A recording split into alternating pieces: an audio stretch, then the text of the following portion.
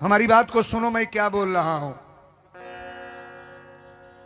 अयोध्या कांड की कथा जब रामायण को खोलेंगे ना, तो अयोध्या कांड का पहला श्लोक है, पहला दोहा, श्री गुरु चरण सरोज रज निजमन मुकुर सुधार अबरनऊ रघुबर विमल जस जोदायक फल। ये आप अयोध्या कांड जब खोलेंगे तो ये अयोध्या कांड का दोहा है महाराज। लेकिन वीरेंद्र बाबा आज अयोध्या कांड में ले चल रहे हैं। इसके पहले एक निवेदन करेंगे।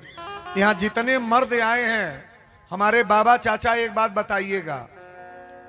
आपकी जीवनी और कथा में मैं जोड़ने का प्रयास कर रहा हूं। ये जितना रुपया पच कमाता नहीं के करे खातिर, बेटा खातिर। खेत किनाता के करी खातिर, बेटा खातिर। मकान बनवाल जाता के करी खातिर, बेटा खातिर। रुपया बैंक में जमा होता के करी खातिर, बेटा खातिर। गाड़ी मोटर किनाता के करी खातिर, बेटा खातिर।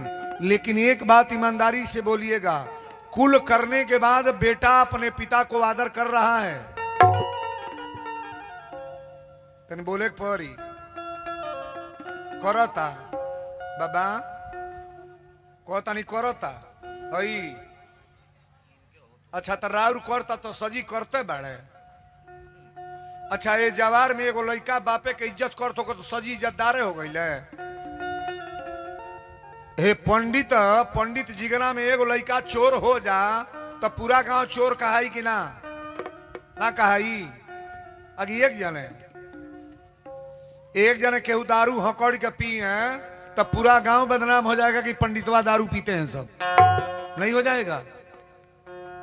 एगो लड़का साधुए बन के का करी, रौरत हाथ उठा देनी हमार बेटा बा, सजी बेटन का गारंटी ले। बोलो सच्चे दरबार की जय। ऑल इंडिया के लिए मैं बोल रहा हूं। कथा पर मेरे 10,000 लोग जुड़े हैं। बाहरी लोग मेरे मोबाइल पर, अपने टेलीविजन पर लगे हैं, तो जो मेरा लाइव कथा चल रही है। ये कथा ऐसी नहीं कि वीरेंद्र बाबा यहां बोल रहे हैं और देश प्रदेश उत्तर प्रदेश में मेरा रिकॉर्डिंग नहीं जा रहा है।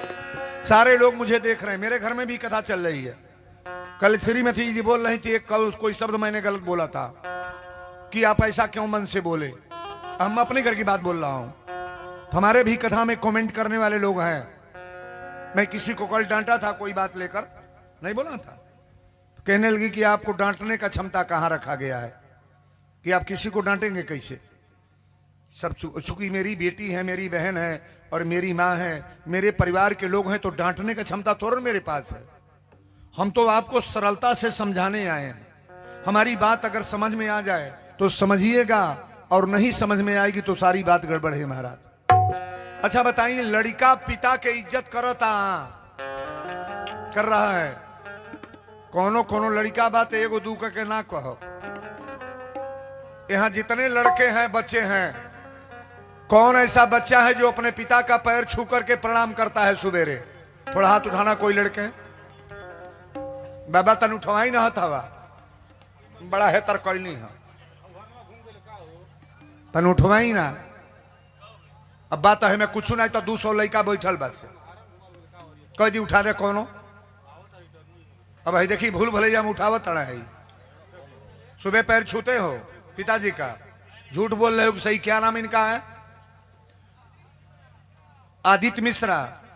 आदित्य मिश्रा जी हैं, इनकी माँ यहाँ ही है।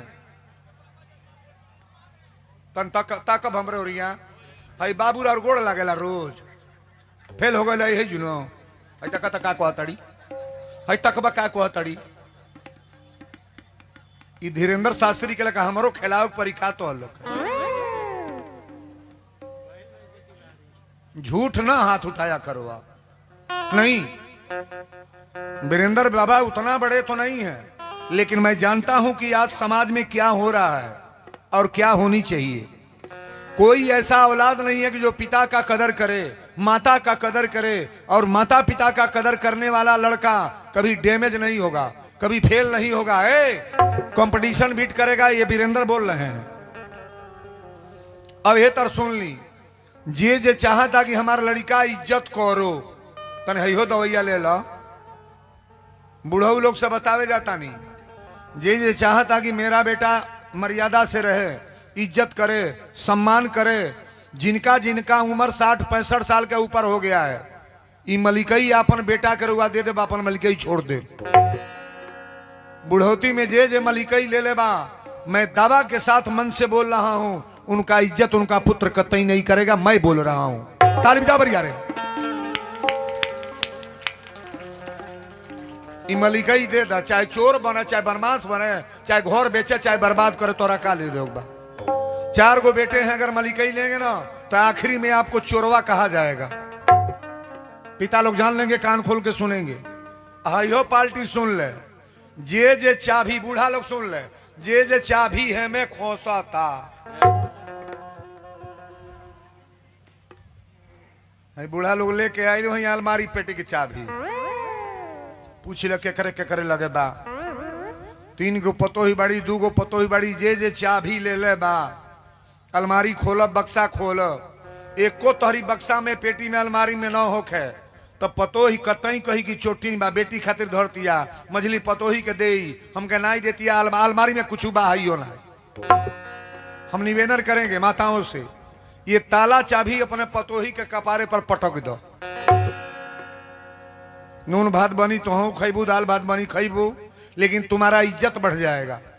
माताओं से निवेदन करेंगे, बुढ़ौती में जे मलिकई ले ले बा, उनसे पूछ लिया उनका गांव में इज्जत बा, पता कौली हो। मैं कांटा रामायण को बोल रहा हूं, ये आपकी बात नहीं है और आपकी भी बात नहीं है। मैं मानस की चौपाई बोलने जा रहा हूं, आप रामचरितमानस की चौपाई सुनने का प्रयास करना। दशरथ जी के दरबार लगा था, कथा यहीं से शुरू है कि एक बार सब सहित समाजा, एक बार सब सहित समाजा, एक बार सब सहित समाजा, एक बार सब सहित समाजा, एक बार सब सहित समाजा, राजसभा रघु राज बिराजा, राजसभा रघु राज बिराजा, राजसभा रघु राज बिराजा, राजसभा रघु। रामचरितमानस की चौपाई पहले पढ़ेंगे अयोध्या कांड, बार बार नहीं, एक बार सब सहित समाजा, राज सभा रघुराज विराजा, श्रवण समीप भयो सित केसा।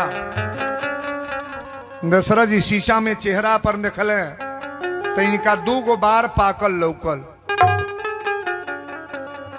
अच्छा, बुढ़ौती का पहचान बाल है कि नहीं? नहीं है, इतनी परनाई बा बाल पहचान।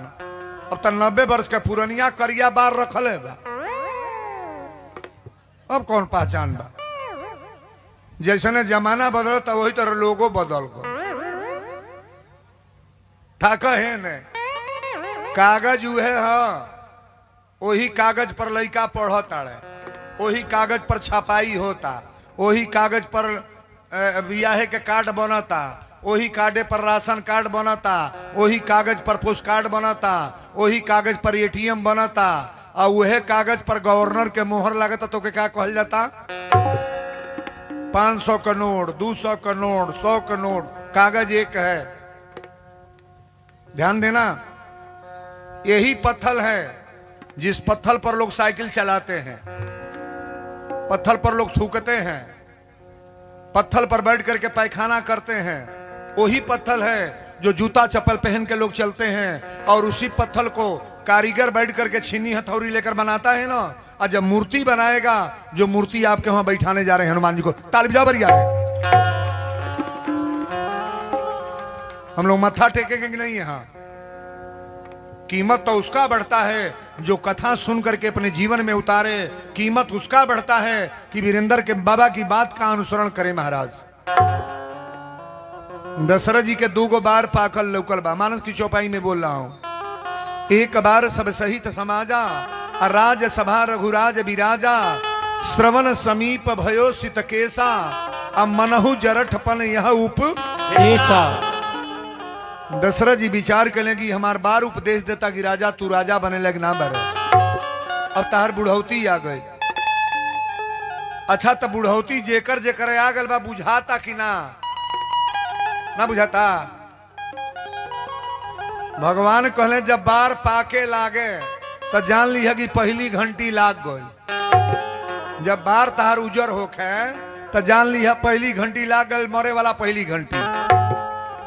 ते आदमी कहल जब बार पाके लागी तो पहली घंटी नहीं मनाई, 200 रुपया का करीखा मिला था ले आके घोर के पोती ले। करीखा पुतले से जमान हो जाई होई। भगवान कहले काने से कम सुना तो जान लिया दूसरी घंटी लाग गई। आदमियों होशियार बा, कहलस कि अगर दूसरी घंटी लागल तब डॉक्टर से चेक करा के काने में मशीन लगाता लगा ले टपाटप सुनाई। भगवान कहले आंखी से कम लौके तो जान लिया कि अब तारा मरे के टाइम आ गई।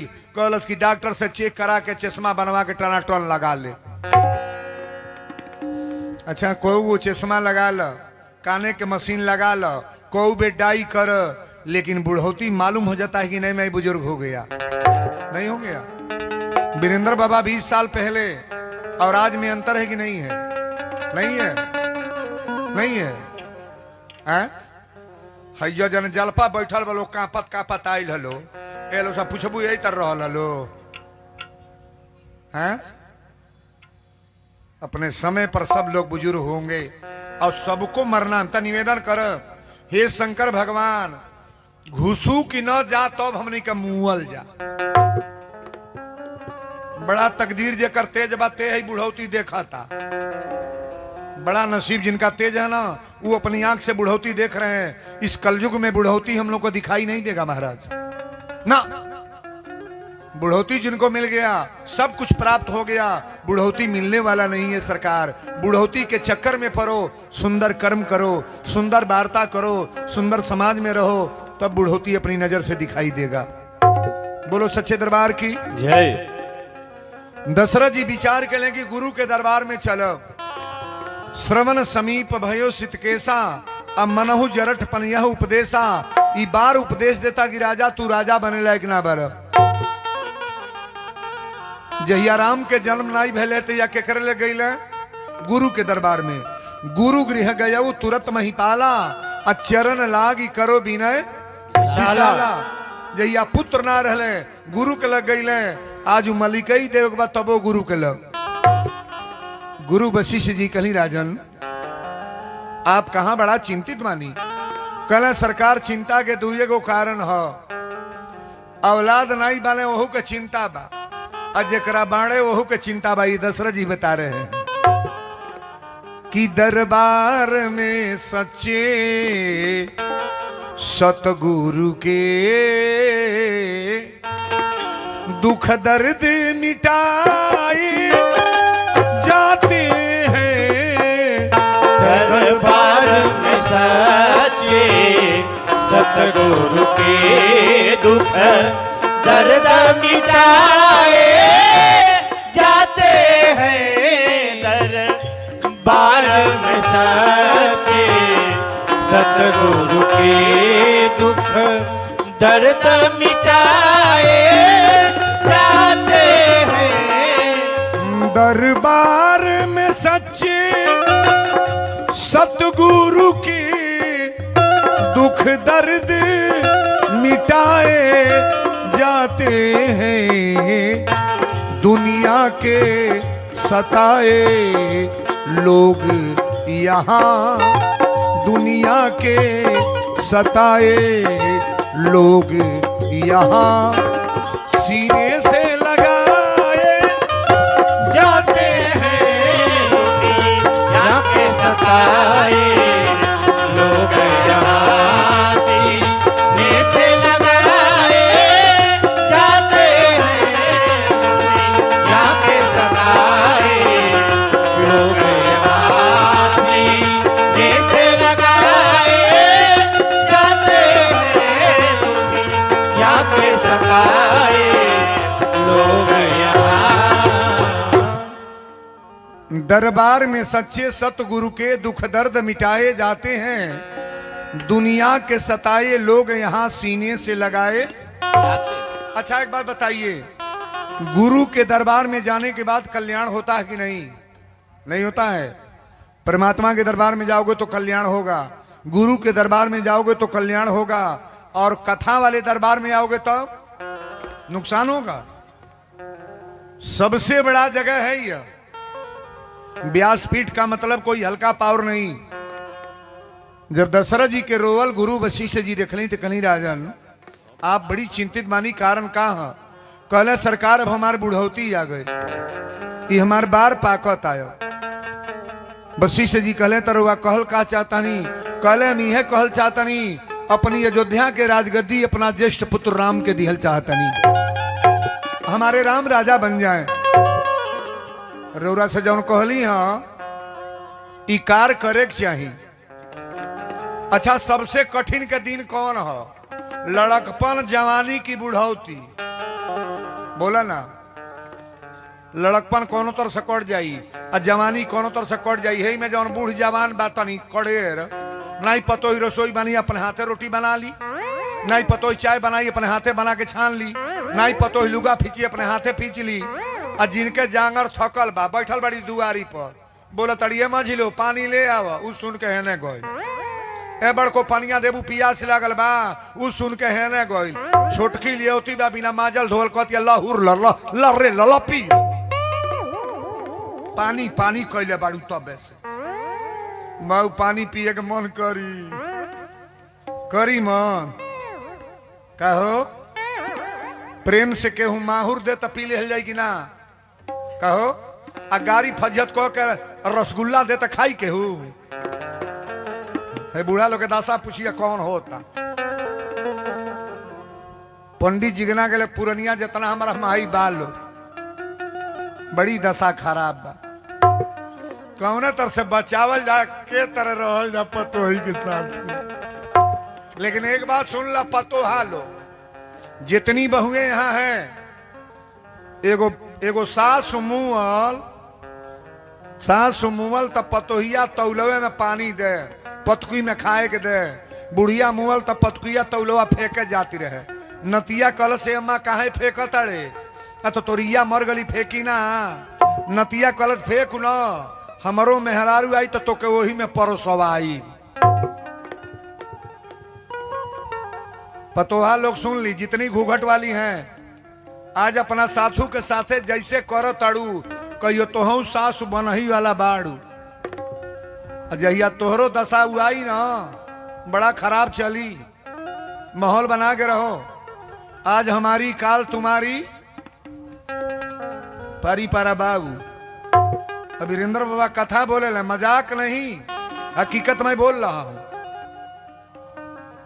जो जैसा करेगा भरना है कि नहीं? नहीं भरेगा। मैं गारंटी के साथ कह रहा हूं, अगर गलत करोगे तो गलत का भाई परिणाम तो गलते होगा ना। दशरथ जी कहें सरकार हमारे बुढ़ौती आगल बार पाक गए और राम के राजा बनावल चाहतनी। गुरु वशिष्ठ जी कहे राजन बड़ी अच्छी बात बा, राम जी के राजगद्दी दे दी और उरा जंगल में भजन करे जाए, अच्छा ये अयोध्या में राजा बना। दशरथ जी गई डूगी पिटागल की कल राम राजा बनने जा रहे हैं, राम राजा बनने जा रहे हैं। और जब डूगी पिटाइल तो सबसे पहले खलबला गए लोग, देवता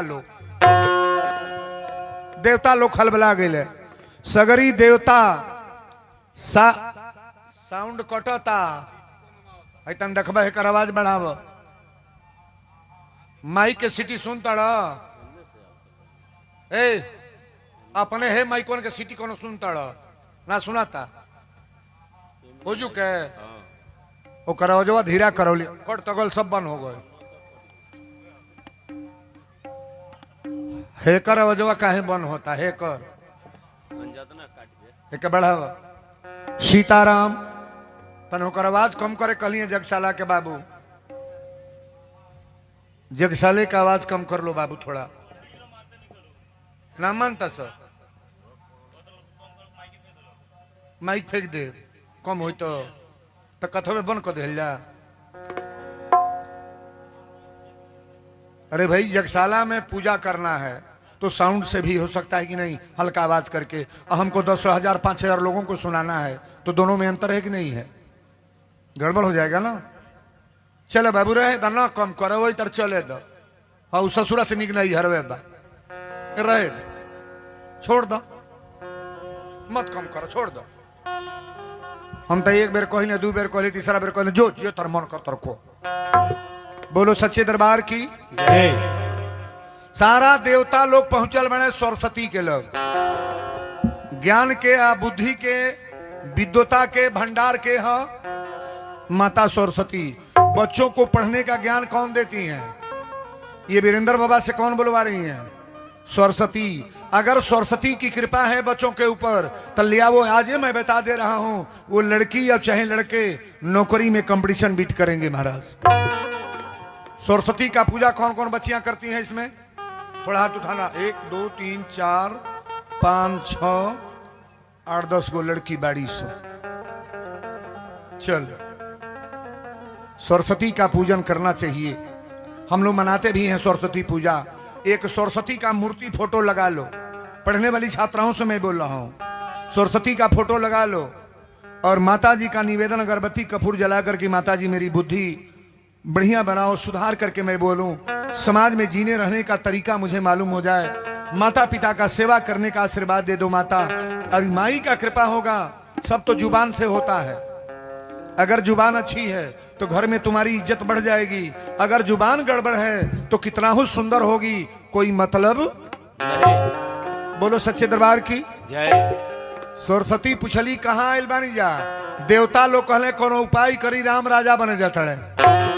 राम राजा बनने जा रहे हैं। सरस्वती कहली बढ़िया तो है, राजा बनने जा रहे हैं, राम राजा बन जाए। देवताओं ने कहा महाराज राम राजा बन जाएंगे तो ये जंगल में और जितने पृथ्वी पर देवता भूजे जा रहे हैं, तड़प रहे हैं, मर रहे हैं, हम लोग को कौन कौन सहारा देगा माई? सरस्वती कहली कि ऊंच निवास नीच करतूती। इतना बड़ा पद पाने के बाद तुम लोग ऐसा शब्द बोल रहे हो। कोई बढ़िया कार्य हो तो उसमें आशीर्वाद देना चाहिए कि नहीं? वीरेंद्र बाबा की कथा अच्छी हो ना हो, लेकिन आपको घर जाकर के बड़ाई करना चाहिए कि बुराई? अच्छा में के हमार बड़ाई कर रहा, तनी हाथ उठाइए तो दही को दुश्मन बाड़ा का हो तोरा से मुकदमा चल रहा, उठा हाथ बरिया, ताली बजा बरिया रे। बुराई करने वाले तो परमात्मा का बुराई करते हैं जी। भगवान को लोगों ने नहीं छोड़ा, सीता जी को नहीं छोड़ा, शंकर भगवान को नहीं छोड़ा, कन्हैया जी को नहीं छोड़ा। इतने बड़े विद्वान हमारे धीरेन्द्र शास्त्री जी हैं ना, उनका भी निंदा करने वाले लोग वहां से करके चले जाते हैं। नहीं करते हैं? उस व्यक्ति के अंदर कुछ है कि नहीं है? नहीं है। अगर दम नहीं रहता तो ये लोग जाकर के पागल थोड़ा दम समाज हुआ है। इस कथा में दम होनी चाहिए कि वीरेंद्र क्या बोल गए। शब्द को समझने का प्रयास करो। कुछ तो हम लोग के अंदर है महाराज। अगर नहीं रहता तो इतनी जायदाद इतने लोग काहे लिए आते? बोलो सच्चे दरबार की जय। जय जय है। हिंदू राष्ट्र हमारा भारत अगर घोषित हो गया, शास्त्री जी तुम्हारे भीड़े हैं इसी में, हम सब संत चाहते हैं, सारे संत चाह रहे हैं कि हिंदू राष्ट्र घोषित हो जाए मेरा भारत। कोई कौन कौन चाहता है? थोड़ा हाथ उठाइएगा बरियारे तो बताओ, ताली बरियारे कर। हम लोग सभी लोग एक साथ एकजुट बना करके काम कर रहे हैं और हमारे देश का, अपने भारत का प्रधानमंत्री मुख्यमंत्री इतना तेजस्वी है महाराज कि सुंदर से सुंदर कार्य मेरे वहां हो रहा है। नहीं हो रहा है? जो कुंभ लगा था इस तरह कभी हो पाता? कभी हुआ है? जितने बाप रे बाप 65 करोड़ लोगों का तादाद दिखाया है, किसमें लोग गए थे? हैं? भारत और देश कहां कहां के किस किस देश के लोग आए थे वहां। सुंदर कार्य होगा तो सुंदर होगा महाराज, और सुंदर सुनने का प्रयास करो आप। बोलो सच्चे दरबार की जय। सरस्वती जी कहली कि ऊंच निवास नीच करतूती। आप लोग खेल बगाड़ने के लिए आए हो, बनाने के लिए? देवताओं ने कहा कि माता जी निवेदन है, राम कतई तपस्वी के भेष में जंगल में चल जाए, राजा ना बने। सरस्वती ने कहा जब इतना इच्छा तुम लोग का है तो मैं ये काम करूंगी, ये कार्य करूंगी मैं। सरस्वती का कैली जाके बाबू के कई के दासी बाजौना के नाम मंथरा हो। का नाम हो? अच्छा तो एक बात बताई, मंथरा के नाम जानता नहीं ना? कोनो गांव पर अपने बेटी के नाम के मंथरा धैले बा जी। अच्छा तो इहो बता दो, हर गांव में दूगो मंथरा बा लो की ना? नाव नहीं धराइल बा, ठीक बा। चलुइया बा की ना? कहो पंडित जिगना में बालो खिनाए का दू जानी मत वालो महाजा चल जाइए लब लब लब लब में सो में कह दी गलती नहीं बोलता नहीं। पेटे में पानी पचाव, किसी का घर बिगाड़ोगी तो तुम्हारा घर बिगड़ जाएगा, उजड़ जाएगा। किसी के परिवार को बंटवाने के चक्कर में पड़ोगी तो तुम्हारा घर बर्बाद होगा। वीरेंद्र बाबा व्यास गद्दी से बोल रहे हैं। किसी के परिवार को अन्यथा लेकर के शब्द का प्रयोग दरवाजे पर जाकर न करो आप। और मर्दों में भी कुछ मर्द हैं, आपन बेटा कमांड ना बा, आपन मेहरारू मान के ना बा, आपन लड़की मान के ना बा, अपनी घर के व्यवस्था कंट्रोल ना बा, और जाके दूसरे के दुआरे पर हतना लेक्चर देता है। पंचायत करे हुए जाता है जरा कुछ का लूर ना बा। अब मैं पता कली है के ऐसा बा।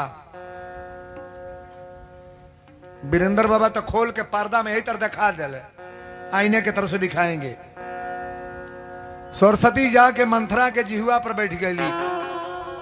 अब मंथरा गई बा, इन्हें लाइट माइक लगल बा, सोहर मंगल होता। मंथरा कलश की कैसन लाइट माइक कैसन गीत होता। सुमंत जी कहे तोरा मालूम नहीं बा, कल राम राजा बनने जा रहे हैं, कल राम राजा बनने जा रहे हैं, मालूम नहीं है? मंथरा कलश की हमारी जियते राम राजा बनी है। जना बाबू साहब लिया गए हमके चाय पियावे। अब 20 गो घर बनल है, कमरा लिंटर नहीं लागल है, मड़ई छवाई है, कटरन।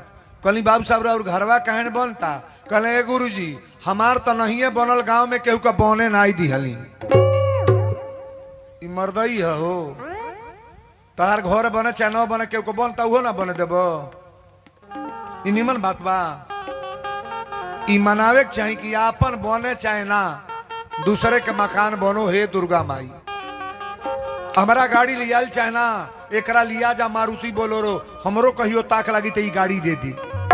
अपना ट्रैक्टर बा चाहे ना, गांव में घर घर ट्रैक्टर हो जा, हमरो खेत जोता जाई।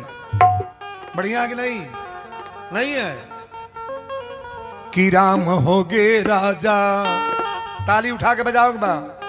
अरे राम होगे राजा बधैया बाजे, राम होगे राजा बधैया बाजे, राम होगे राजा बधैया बाजे, राम होगे राजा।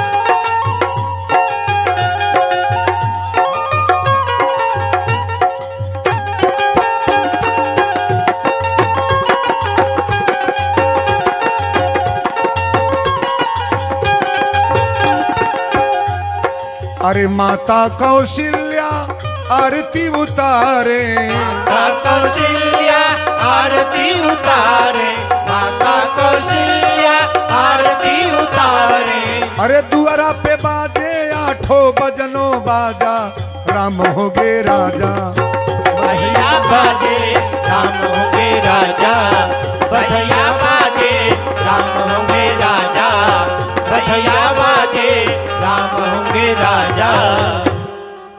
मंथरा जब देखलस कि लाइट माई का सोहर मंगल तक कलश का होता।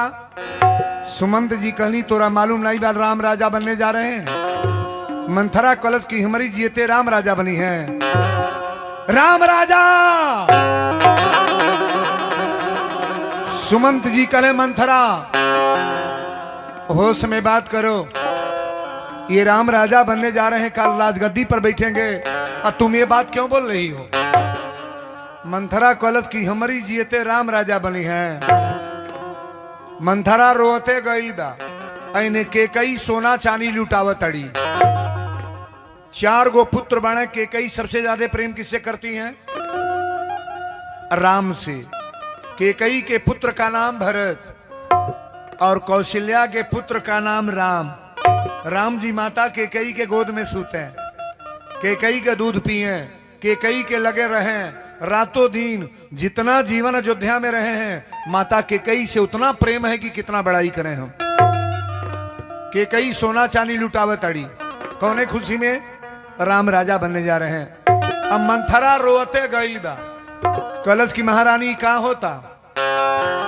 के कई कली अरे कुलक्षणी कहाँ लुकाइल बड़े, सोने के हार पहिर ले, हार पहनो। मंथरा ने कहा आपको मालूम है क्या अयोध्या में हो रहा है? अगर राम राजा बनेंगे तो आप अयोध्या की दासी बनेगी, बर्तन माजेगी, झाड़ू लगाएंगी। के कई कली क्या बोल रही हो? के कई डांट के मंथरा से पूछा तड़ी, हम सब ये माथे गुछाए हैं और तुम क्यों लटिए बिखेरी है? अरे दासी तू बता हमसे जल्दी, ये कैसी लक्षण तेरी है?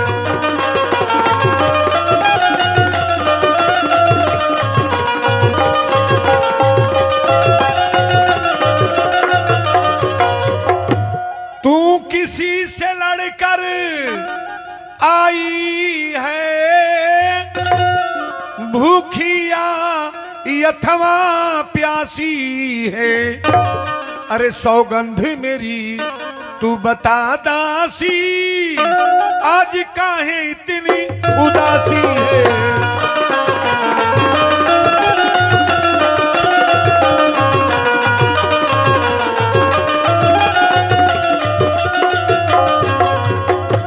के कई ने कहा मंथरा एक बात बताओ, तुम्हें भूख लगी है, प्यास लगी है कि लखनलाल ने कुछ बोला है? क्यों नहीं बोलती? मंथरा कलश महारानी मैं क्या बोलूं, आप तो खुदे समझदार हो। दशरथ जी रउरा से राय ले लें, राम राजा बने जाते हैं। रउरा बात के जानकारी बा, आपसे स्नेह लिए हैं, प्रेम। अगर राम राजा बनेंगे तो रौकनारी बनोगी, झाड़ू लगाओगी, बर्तन मांजोगी, दासी बनकर के अयोध्या में रहना पड़ेगा। टप दे मंथरा के बलवा पकड़ के कई जमीनिया पर ये कहली चांडालिन कहीं के निकल जो घर से बाहर, घर फोड़नी कहीं के। मंथरा जमीन पर गिर के जब रोवे लागल तो औरतन के बड़ा जल्दी दयो आवेला। के कई कली हमरा नैहर के हवे या बड़ा भाव से बाड़े, बोलते या जौन कहबे तौने करो। मेहरारू का बात मेहरारू जल्दी माने, लेकिन टप दे मान जाई है। मरद 20 बेर कही तो कर बात ना घोटाई। अब मेहरारू कोनो कह दे तो हमें तो बुझे वाला बुझते है, इतना जल्दी विश्वास करे ना चाहिए। हे बाबू बड़ी सुंदर भाव है। के कई कली मंथरा जौनते कहबे तौन करो। मंथरा कलश महारानी हमरा कोनो मतलब माब, कोई निपहोय हमें कहानी, अचेड़ी छाड़ी का हो खब रानी। लौड़ी के लौड़िए रहब, हम रानी ना बनब, हमरा कोनो मतलब ना बा। के कई कली जो कहोगे सो ही मैं करूंगी, बोल। तो मंथरा कलश अगर हमार बात माने के बाद एक बात सुन लो। दुई बरदान भूप सन थाती, मांग हुआ जो जुड़ावहु छाती। ये 2 वरदान राजा दशरथ जी के पास है। देवासुर संग्राम में जब जीते हैं ना, तो आपके चलते दशरथ का प्राण बचा। और चक्रवर्ती दशरथ जी ने कहा कि रानी जब इच्छा होना तब दोनों वरदान तुम मांग लेना। आज दोनों वरदान मांग लेना। कि कई कली वरदान मांगब कैसे? तो मंथरा कलश की जाकर हुआ कोप भवन में गिर जाई। फटा पुराना वस्त्र पहन ली, साड़ी कपड़ा फेंक दी, गहना बिखो फेंक दी। और जब दशरथ जी जाए तो पहले राम के कसम खिया ले। भूपति राम शपथ जब करई और तब मांगे जय बचन न करई। एक बात हमारी बहनें गौर करेंगी माताएं, अपनी जीवन में अपनी मर्दे से, अपना हस्बैंड से, पति से पुत्र का कसम कभी मत खिलाना। जो महिला अपने हस्बैंड से पुत्र का कसम खिलाती हैं वो नारियां विधवा होती हैं। प्रमाण मानस का है। केकई केकर कसम खिया जातड़ी राम के। और मानस का सूत्र मैं बता रहा हूं, बड़ी प्रेम से बारीकी से कथा को श्रवण करो आप। केकई जाके कोप भवन में गिर गई है बाबू। और दशरथ जी सुनने की महारानी केकई कोप भवन में पैर आगे बढ़ाओ तने बढ़त ना बा। एक बेर जाके गेटवा पर कहे कि प्राण प्यारी मृग नयनी केकरा 3 गो आंख बजे कर आंख निकलवा ले। सारी अयोध्या के राजधानी तोहरी नाम से लिख दे रानी। अयोध्या में केकर क्षमता बा कि हमारी रानी के कुछ कह दी। केकई यही तरह बाल बिखरल बा। आई गेटे पर खड़ा होके डांटा तड़ी दशरथ के जैसे अदना आदमी के डांटे। मैं कौन आपकी होती हूं, तू मुझे मनाने आए हो। अरे स्वार्थ भाव मन रखते हो, ऊपर से दिखाने आए हो।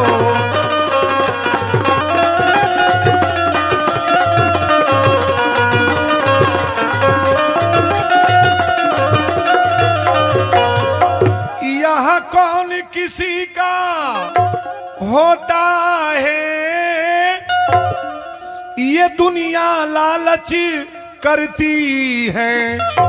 अरे बिना मांगे मोती मिलती है, मांगे से भीख मिलती है।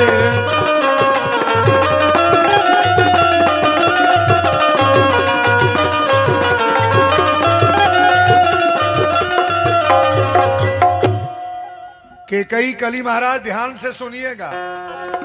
यहाँ कौन किसी का होता है, ये दुनिया लालच करती है और बिन मांगे मोती मिलती है, मांगे से भीख न। दशरथ जी कले रानी तू हमसे का मंगलू की ना दिहली। अच्छा मेहरारू मर्दे के निराले प्राणे मांगल चाहते दे दी कि ना? ना दे दी, ना दे। 100 में 100% मेरा गारंटी है। पहले लगाओ करो आप। हमरा तो देखा तनी सबसे पहले मर्दे मेहरारू नहीं पटरी बा। कहनी ये जो हो हम ये को बात नहीं अपने यहाँ के बोलता नहीं। मजाल का आदर से कहे हमारा बलेश्वर यादव जी बिरहा में गौले बड़े कि माता वही मर जाई जो नान्हे दूध छोड़ावे, आ पिता वही मर जाई जो विद्या नाई पढ़ावे। बेटा वही मर जाई जो बाप के नाम गंवावे, अब बेटी वही मर जाए जो कुल में दाग लगावे। बैल वही मर जाए जो ज्योति कनाई हेंगावे, अब भैंस वही मर जाए जो दूहद टांग उठावे। बोलत ना मुस्काई मरे मुंह टूअर नारी। सुन लू बतिया। खेते में से माली कैला 9 बजल बाद 10-11 आ जौन मेहरारू मार यगरा के न दौड़ल, मार मुस्किया के न दौड़ल। बाप रे बाप दोपहर हो गई, पहले चल दतुअन करी, मुहवा लाल हो गल, पिठिया लाल हो गल, चल तन पानी चला के नहवा दिया रे पाप दुकन हो गई हो दादा। मर्द कही हाँ तो जानतिया। अने तो दुआरी पर गईला कहता ना कहाँ बाड़ू, एक लोटा पानी ले आओ, पहले पियास लागल बा। तब कहतरी नल नहीं लौका तका तोहारा। मर्दे कर्जा गदगद हो गल न। कहो केतनो कर्जा में दबाइल मर्द होखे, जेकर मेहरारू हंसलोनी बा, खुश दिल बा, वो मर्दे के कबो विपत बुझेबे ना करी। अब भरा है सजी धन बा, टट्टर गाड़ी, मोटर, मारुति बोलोरो, आ जेकर मेहरारू टनटनहिया मिलल बा, बोरसी के लेखा मुंह को बैठल बा। एमे नान के होबा खल के एऊ में खोले खल के हवा जा भीतरे जे खल के हो या भीतर गरियावत हो कि वीरेंद्र बाबा हमारिया पर कहत का औरत को कभी भी प्रसन्न रहना चाहिए, खुशदिल रहना चाहिए, हंसना चाहिए। औरत को मन मध्यम तो कभी होना चाहिए। और मालिक लोग सुन लें, पुरुष लोग, अपनी नारी को अपने नजर के सामने कभी भी हंसमुक्त देखो। आप हंसती मिले, हंस करके बात करे, हंस करके बोले, मुस्कुरा करके बोले। ये आपका संस्कार है कि अपनी औरत को किस नक्शे में ढालते हो आप। नहीं तारीफ जान भर जा रहे। अरे मर्दे लोग कहानियां बजाओ के मर्दे लोग के यूं में कोई गो मर्द चिपरी हवा बाणा का कर उनके अपने देह समरात नहीं बता मेहरारू का समार है। कथवा तो वीरेंद्र बाबा बता दी हैं आज सुनले के ताक बा। मैं मानस का सूत्र बता रहा हूं कि कई कहली महाराज यहां कौन किसी का होता है। ये दुनिया लालच करती है और बिन मांगे मोती मिलती है, मांगे से भीख न। दशरथ जी कहे रानी तू हमसे का मंगलू कि ना दिहली, दिल खोल के मांगा ना। दिल खोल के मांग लो। मर्दे के सामने औरत आई, अगर मन मध्यम बा तो पहले उससे पूछा कि पहले मुस्किया हंसे आखिर काहे तुए तरह बाड़ू। ये कहो गो मर्द बड़ा 10 दिन बीत जाता अपने खा लेता, दुकानी पर गोल पकौड़ी खैल, समोसा खैल, घरों में कचरता दोनों टाइम, कब्बो नहीं पूछा था कि तू खैलू कि नहीं हो। कुछ बचल लाल खैलू हो, चाय तू पियले बाड़ू, भीतरे बुझ ले, बुझावता नहीं हम वो मर्दे हम। जैसे मेहरारू तोरे पीछे पड़ल वगैरह रो खा ली, चाय पी ली, पानी पी ली। मर्द को नहीं चाहिए कि पूछ ले कि तुम खाई हो कि नहीं, सब्जी बचा है कि नहीं, दाल बचा है कि नहीं। ऐसा नहीं खाना चाहिए, सबको कहना चाहिए।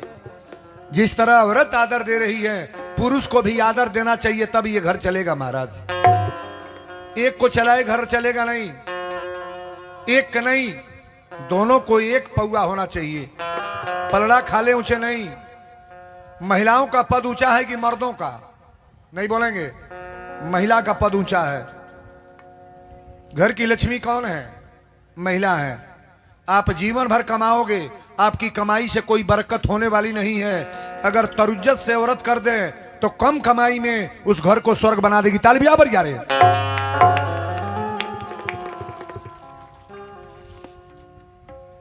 रुपया कितनों कमा लो, मास्टर होकर, डॉक्टर होकर, इंजीनियर होकर, दुकानी पर सौदा किने के जाता हई पार्टी।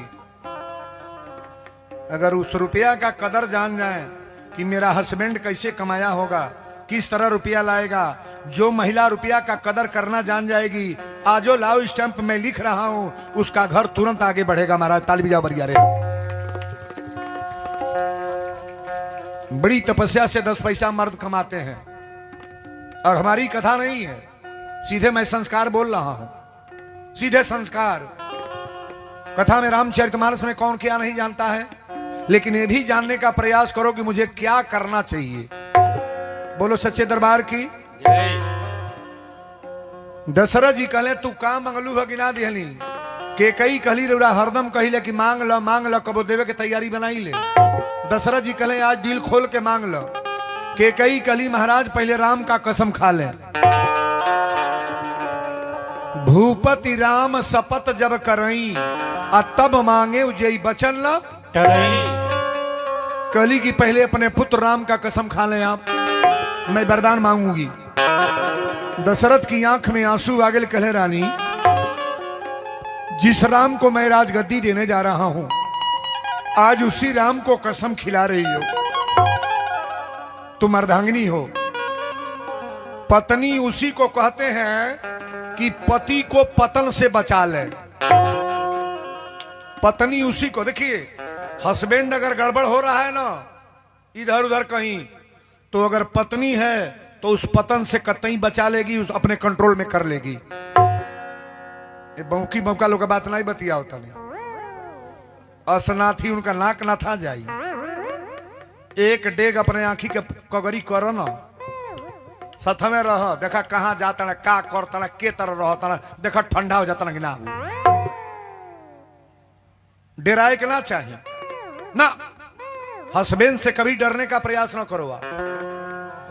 सिंदूर लगाए हैं तो तुम भी उनकी अर्धांगिनी हो। और अर्धांगिनियों को मैं समझा रहा हूं, हस्बैंड की गलत लाइन अगर कोई हो, आप चाहोगी तो तुरंत कंट्रोल में आ जाएंगे, लेकिन आप चाह नहीं पाती हो ना। यही कारण है कि क्या मैं डर रही हूं, मैं स्त्री हूं, मैं औरत हूं, मैं क्या करूं। बहुत महिलाएं कहती हैं बाबा मैं क्या करूं। क्या नहीं कर सकती हो। इस देश की मास्टर महिला बन रही है, डॉक्टर महिला बन रही है, इंजीनियर महिला बन रही है, दरोगा महिला बन रही है, संसद महिला बन रही है, मुखिया महिला बन रही है, सारा पोस्ट महिला ली है। अब मर्दे से कांपत रही है इतरे हैं?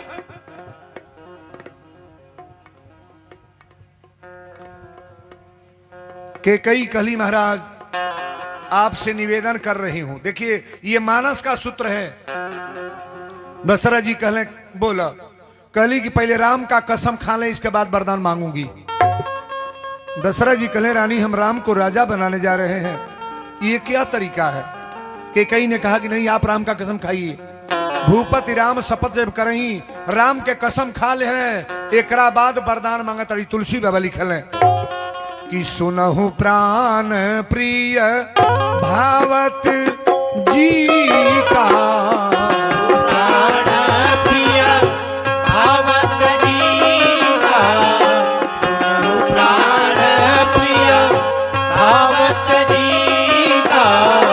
सुनहु प्राण प्रिय भावती जी का, सुनहु प्राण प्रिय भावत जी का, देहु एक बर भरत ही टीका, देहु एक बर भरत ही टीका, देहु एक बर भरत ही टीका, देहु एक बर।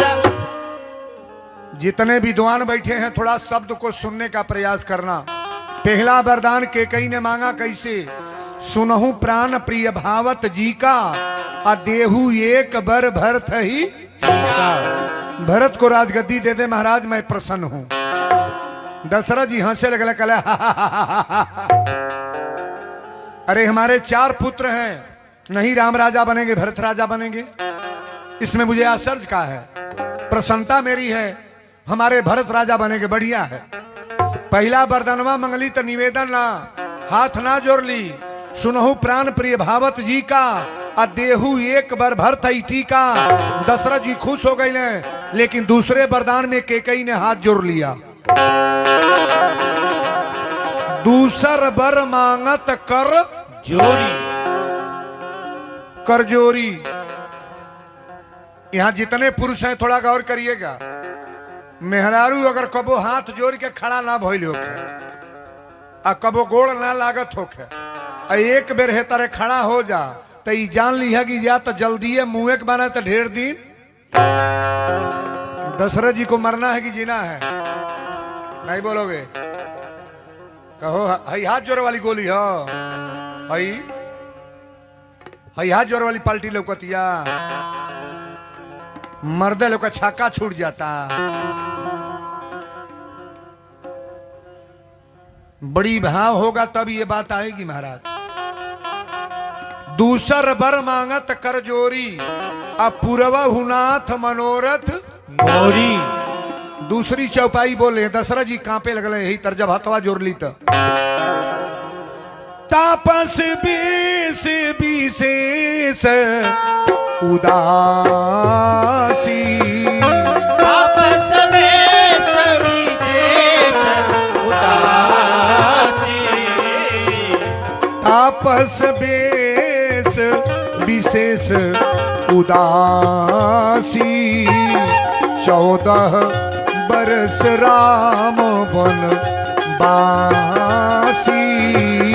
राम सिया राम सिया राम, जय जय राम राम राम, सिया राम जय जय राम। तापस बेस विशेष उदासी, 14 बरस राम बन।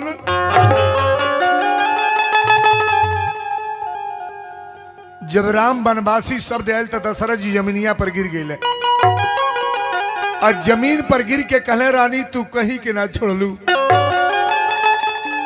साझे अलाउंस भइल बा कि राम राजा बनेंगे कल। इतनी पर राम के जंगल में भेज दी तब हने सुबेरे हम मुंह कौन दिखाए, कौन चेहरा दिखाए बिरानी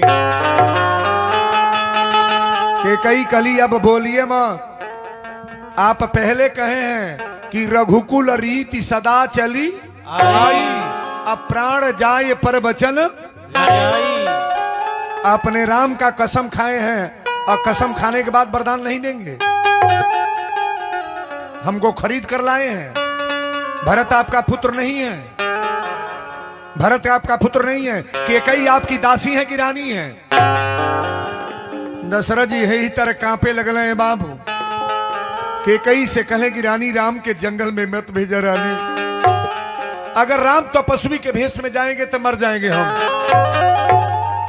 कहली कि राम तपस्वी के भेष में जाइए तो रउआ मरब, और ना जाइए तो सुबेरे हमार टिकठी निकाल जाई।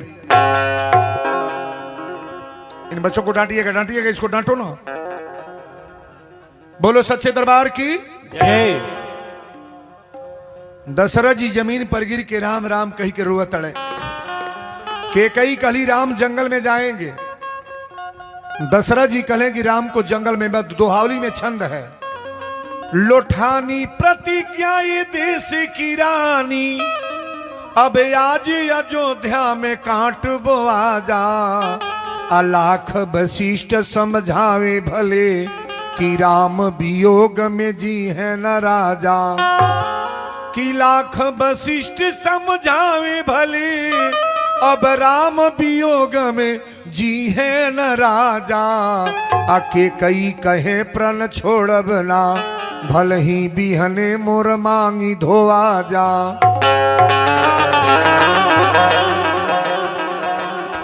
के कई कहली महाराज मैं विधवा बनकर रहूंगी, लेकिन राम जंगल में जाएंगे। अच्छा बताई, राम जी के राजा बनावे के रहल, आई वरदान जब लेवे देवे के रहल तो सबके सामने चाहत रहल कि कमरा में। दशरथ जी कमरे में दे रहे हैं वरदान। एक राजा है और यहाँ पढ़े लिखे लोग बैठे हैं। जितने मास्टर बैच के लोग हमारे समझदार चाचा बाबा हैं, जो बेटियां बहन पढ़ी लिखी हैं, थोड़ा समझदारी से बात आप कथा को ध्यान देना। दशरथ जी को सबके सामने कोई न्याय लेना चाहिए, लेकिन कमरे में वरदान दे दिए, और वो भी वरदान ऐसा कि राज का तहस नहस हो गया महाराज। रात भर वही कमरा में राम राम राम राम दशरथ जी रटले। 8 बज गई, सारा अयोध्या के लोग जुटले कि राम राजा बनने वाले हैं। चक्रवर्ती नरेश दशरथ जी कहाँ हैं? सुमंत जी के भेजल गल कि सुमंत जाके देखा राम कहाँ है। ए दशरथ जी कहाँ हैं? दशरथ जी के देखे गईले तो केकई गेट पर खड़ा बड़ी, और दशरथ जी छतिया पर हथवा लगा के रोआ तड़े। केकई से कहले केकई राम के जंगल में मत भेजा। केकई कहली महाराज राम जंगल में जाएंगे तपस्वी के भेष में, अगर नहीं जाएंगे तो कल मेरी टिकठी निकाली जाएगी। दशरथ जी कहले ना मनबू। केकई के गोड़वा पकड़ के दशरथ जी फपक के रोले। कहले रानी एक बात सुन ल, जबले धरती रही तबले तुहार अपजस कबो मेटी ना। हमरे नाम पर लोग गारी दे कि मेहरारू के ई घर में जाके केकई के वरदान दे दिले। ऐ केकई एक बात और सुन लो, त्रेता की कथा है। हमारे आंख में तुम्हारे सामने मैं तुम्हारा हस्बैंड हूं, तुम्हारा पति हूं, अब तुम्हारे सामने मैं बिलख कर रो रहा हूं, तुम्हें श्राप देता हूं। ये पृथ्वी जब तक रहेगी, त्रेता की कथा है, हमारे विद्वान लोग गौर करेंगे। ये पृथ्वी जब तक रहेगी, चंद्रमा आसमान जब तक रहेंगे, इस पृथ्वी पर तुम्हारा नाम अपनी बेटी का कोई केकई नहीं रखेगा। अपनी बेटी का नाम कोई केकई नहीं रखेगा। केकई कहली महाराज इतनी गलत बात आप बोल गए। दशरथ जी कहे कि रानी तुम्हारा नाम कोई केकई नहीं रखेगा, ये मैं कह रहा हूं। इतना बड़ा समाज है, एक बात बताइएगा, त्रेता की कथा है, त्रेता के बाद द्वापर, और द्वापर के बाद ये कलयुग है। ईमानदारी से बोलना, अपनी कान से कहीं सुने हैं कि कोई अपनी बेटी का नाम केकई रखा है? कहीं सुने हैं? सुने हैं केकई कोई अपनी लड़की का नाम रखे हैं? नहीं रखे हैं। आप बताना, रावण को पापाचारी कहा गया, दूराचारी कहा गया, अत्याचारी कहा गया। रावण की औरत का नाम मंदोदरी है। रावण की औरत का नाम मंदोदरी। ईमानदारी से बोलना, आज भी मंदोदरी नाम लोग रखते हैं कि नहीं रखते हैं? मैं बोल रहा हूं, कई लोगों का मैंने सुना है। रावण के बहू का नाम सुलोचना है।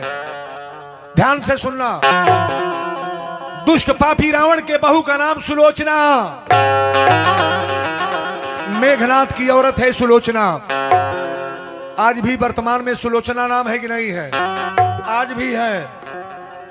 रावण का बेटा का नाम मेघनाथ है। आज भी उसके पुत्र का नाम लोग गांव में रखते हैं। रावण के पुत्र का नाम इंद्रजीत है। आज भी इंद्रजीत नाम रखते हैं। रावण के पुत्र का नाम अक्षय कुमार है। आज भी लोग अक्षय कुमार रखते हैं। लेकिन कोई सज्जन बता दे कि कहीं अपनी बेटी का नाम कोई केकई रखता है?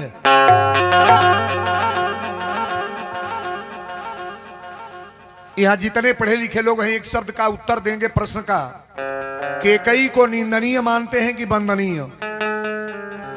ये बोलना पड़ेगा। केकई निंदनीय है कि वंदनीय?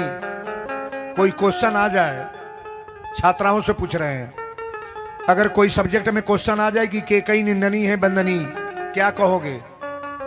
केकई को निंदनीय कभी आप आंसर में मत डालना। केकई माता वंदनीय है। केकई ने जो करके दिखाया है, कोई नारी धरती पर कर नहीं पाएगी महाराज। ताली बजाओ बरिया रे।